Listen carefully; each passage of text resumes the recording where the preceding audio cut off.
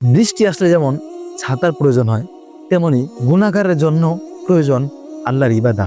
5 ওয়াক্ত সালাত আদায় করা, রাসূলের দুরূদ শরীফ নিয়মিত পাঠ করা, বেশি বেশি জিকির করা, কুরআন তেলাওয়াত করা, দ্বীনের সাথে সম্পৃক্ত থাকা, এই বিষয়গুলো আমাকে ছাতার মতো, বৃষ্টি আসলে যেমন ছাতার প্রয়োজন হয়, তেমনি আমি গুনাহের যে পাহাড় বানিয়ে ফেলেছি, এই ছাতার মতো আমাকে গুনাহগুলো এরকম ধুয়ে দিবে বৃষ্টির পানির মতো। তাই আসুন, গুনাহের জীবন আর কত অতিবাহিত করব। এবার আসুন না, গুনাহ থেকে নেকের জিন্দেগি, আমলের জিন্দেগি, ভালো জিন্দেগি অতিবাহিত করি। জীবনটা অনেক শান্তিতে বসবাস করতে পারবেন। জীবনে যে অশান্তি, অরাজকতা, আকাঙ্ক্ষা, চাহিদা, অনীহা, নিজের ভিতরে সবসময় একটা ভয় কাজ করা, এই সকল বিষয়গুলো চলে যাবে।